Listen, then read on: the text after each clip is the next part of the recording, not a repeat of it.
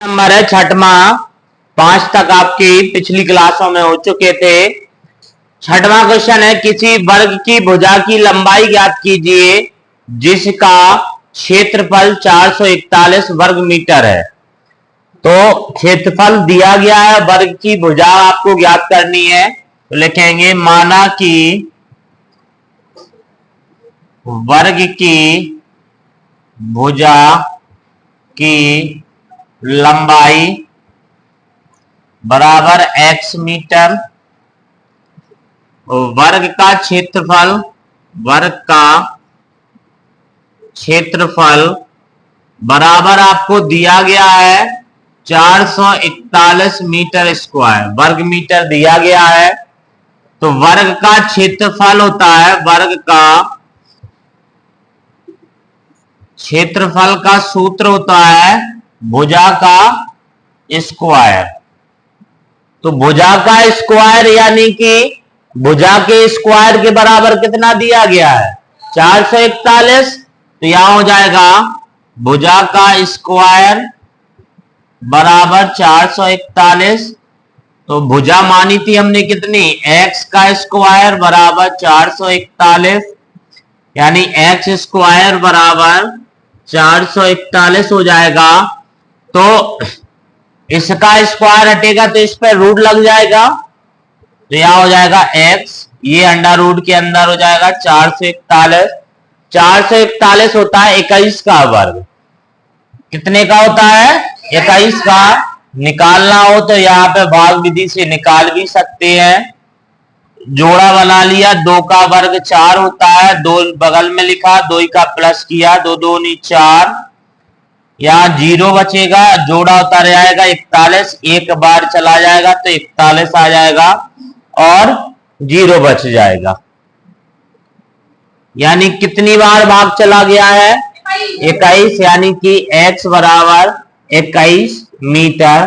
तो भुजा की जो लंबाई है, भुजा की लंबाई x बराबर 21 मीटर। इस प्रकार से क्वेश्चन नंबर 6वां आपका पूरा हुआ। क्वेश्चन नंबर 7वां है, कह रहा किसी समकोण त्रिभुज एबीसी में कोण B 90 अंश, यानी कोण B, यानी B पर कितने का कोण बना है 90 का, और यदि AB बराबर 6 सेंटीमीटर, BC बराबर 8 सेंटीमीटर है तो AC ज्ञात कीजिए।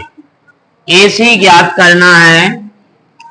एक समकोण त्रिभुज है, क्योंकि एक कोण कितने का बन रहा है, यो B पर बन रहा है, यानी ये 90 का हो गया, यहाँ A हो गया, यहाँ पे C हो गया। ABC एक त्रिभुज है। अब ABC त्रिभुज कौन सा है, समकोण त्रिभुज है। तो समकोण त्रिभुज में कौन सी प्रमेय लग जाती है, पाइथागोरस प्रमेय। तो लिखेंगे त्रिभुज ABC, समकोण त्रिभुज, समकोण पहले लिख लो, दिया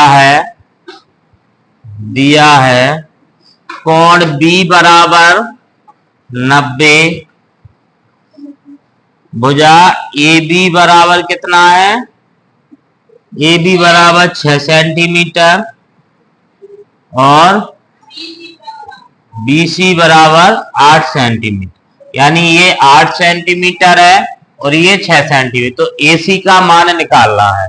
तो लिखेंगे समकोण त्रिभुज ABC में पाइथागोरस प्रमेय से, पाइथागोरस प्रमेय होती है कि एक भुजा का वर्ग अन्य दो भुजाओं के वर्गों के योग के बराबर होता है। तो ये जो समकोण है जहां पे 90 का कोण बनता है, उसके सामने की भुजा क्या कहलाती है, कर्ण कहलाती है। जो जमीन से जुड़ी हुई भुजा होती है उसको आधार कहते हैं, और जो सीधी खड़ी रहती है उसको लंब कहते हैं। तो B के सामने की भुजा हो गई है कर्ण, ये आपकी आधार, ये लंब। तो इसका सूत्र होता है कर्ण का स्क्वायर बराबर लंब का स्क्वायर प्लस आधार का स्क्वायर। तो कारण हमारी AC का स्क्वायर बराबर लंब यानी कि AB का स्क्वायर प्लस BC का स्क्वायर। AC तो निकालना है तो ज्यों का त्यों हो जाएगा। BC AB का मान है 6 का स्क्वायर प्लस 8 का स्क्वायर। AC का स्क्वायर ज्यों का त्यों 6 का हो गया 36 और 8 का हो गया 64। AC का स्क्वायर बराबर ज्यों का त्यों यहां हो जाएगा जुड़ के 100। AC का स्क्वायर हटेगा तो इस पे रूट लग जाएगा और 100 किस संख्या का वर्ग होता है 10। तो AC का मान जो आएगा वो आ जाएगा 10 सेंटीमीटर। AC का मान निकालना था 10 सेंटीमीटर निकल आया। दूसरे वाला भी है, दूसरे वाले में भी कोण B पर 90 का बन रहा है तो इसमें भी वैसे ही करेंगे, त्रिभुज वही बनाएंगे। ये त्रिभुज बन गया है, यहां पे 90 बन रहा है, B कोण हो गया, A हो गया, C हो गया। इसके सामने की भुजा ये कर्ण हो गई है, यानी कि दिया है कोण B बराबर 90 अंश और क्या दिया है आपको AC बराबर 13 सेंटीमीटर,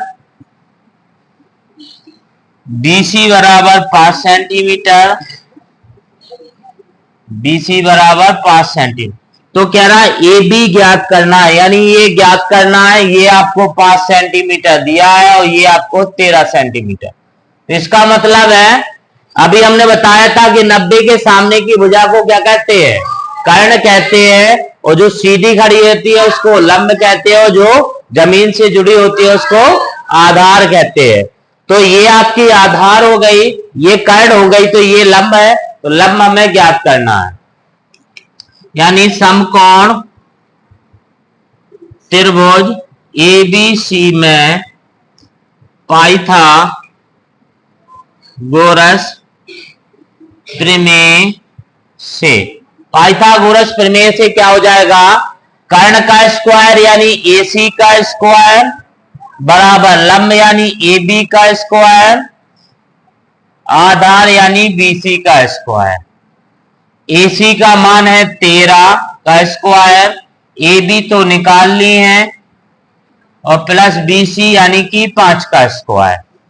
13 का स्क्वायर होता है 169, AB का स्क्वायर ज्यों का त्यों, और BC का स्क्वायर यानी कि 25, 5 का 25। इसका पक्षांतर कर लेंगे, 169 माइनस के 25 बराबर AB का स्क्वायर, यहां हो गया है पक्षांतर। तो 169 में से 25 चले गए तो 144 बराबर AB का स्क्वायर, इसका स्क्वायर हटेगा तो ये अंडर रूट में आ जाएगा AB। और 144 किस संख्या का वर्ग होता है 12 का, तो यानी कि 12 बराबर AB, तो AB बराबर 12 सेंटीमीटर। AB का मान निकालना था, इस प्रकार से AB का मान निकल आया। 7वें का पहला और दूसरा क्वेश्चन पूरा हुआ।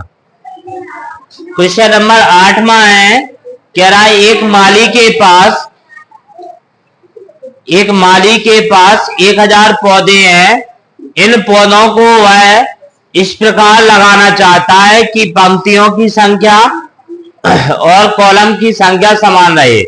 इसके लिए कम से कम पौधों की संख्या ज्ञात कीजिए जिसकी उसे आवश्यकता है। यानी वो क्या करना चाहता है, एक बाग में उतने ही पौधे लगाना चाहता है जितनी की उसकी कॉलम की संख्या। मान के जाओ जितनी उसने कॉलम बनाए उस कॉलम की संख्या मान के चलो 10 है, तो एक पंक्ति में वो 10 पौधे लगा रहा है। तो 10 कॉलम है तो एक पंक्ति में पौधों की संख्या भी कितनी है 10 है, तो उसने कुल पौधे उसके पास थे 1000। तो कह रहा है और कितने पौधों की आवश्यकता होगी वो आपको निकालना है। तो पौधों की कुल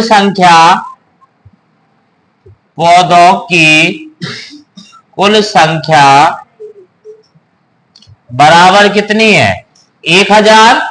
तो 1000 को निकालते हैं अपन भाग विधि से। जोड़ा बन जाएगा। ऐसा स्क्वायर रखना है जो 10 से ज्यादा ना हो, तो किसका हो जाएगा? 3 का 9 होता है, और यहाँ पे 3 आ जाएगा। 3 यहाँ पे लिखा, 3 का ही प्लस कर दिया। 3 और 3 प्लस होके हो जाएगा 6, और 10 में से 9 गई तो 1 बच जाएगी, और जोड़े को उतार लिया 100 हो जाएगा। देखो यदि इसमें 6 का भाग कितनी बार जाएगा? 1 बार, तो 1 ही रखते हैं तो यहां पे 61 आ जाएगा, क्योंकि 2 रखेंगे तो क्या होगा? 2 ही का गुणा करेंगे तो 2 दूनी 4, और 2 6 12, 124 हो जाएगा, जो ज्यादा हो रहा है। ठीक है, तो इसलिए 1 ही बार चला जाएगा, तो आपका यहां पे शेषफल कितना आ जाएगा? घटाएंगे तो 9 3 39 शेषफल आ जाएगा। तो लिखेंगे शेष 39, इसलिए 31 का जो वर्ग है वो किससे छोटा हो जाएगा? 1000 से। 1000 क्या है? 31 के वर्ग से छोटा है, तो यहां पे 1000 बड़ा बना दिया हमने 31 के वर्ग से। अगली पूर्ण वर्ग संख्या, अगली पूर्ण वर्ग संख्या, अगली पूर्ण वर्ग संख्या क्या हो जाएगी आपकी? 32। तो 32 का स्क्वायर यानी कि कितना हो जाएगा? 1024। तो जोड़ी गई संख्या क्या हो जाएगी? जोड़ी गई संख्या यानी 1024 में से जो मूल संख्या थी उसको घटा दो, तो क्या हो जाएगी आपकी? 24 आ जाएगी, और इस 24 को मूल संख्या में प्लस कर दो, तो 1000 प्लस 24 तो कितना बन जाएगा? 1024। यानी अतः माली को कम से कम 24 पौधों की आवश्यकता होगी। अतः माली को कम से कम कितने पौधों की आवश्यकता होगी? कितने पौधे और जोड़े हमने? 24, क्योंकि 1000 तो थे, 24 और जोड़ दिए, तो उसकी जो पंक्तियों की संख्या होगी यानी कॉलम की जो संख्या होगी वो 32 होगी, और एक पंक्ति में पौधे की संख्या कितनी होगी? 32 होगी। इस प्रकार से क्वेश्चन नंबर 8वां पूरा हुआ। क्वेश्चन नंबर 9वां है, कह रहा है एक विद्यालय में 500 विद्यार्थी है, पीटी के अभ्यास के लिए इन्हें इस तरह से खड़ा किया गया कि पंक्तियों की संख्या कॉलम की संख्या के समान रहे। इस व्यवस्था को बनाने में कितने विद्यार्थियों को बाहर जाना पड़ेगा? कितने विद्यार्थियों को बाहर जाना पड़ेगा? तो विद्यार्थियों की संख्या कितनी है आपके पास?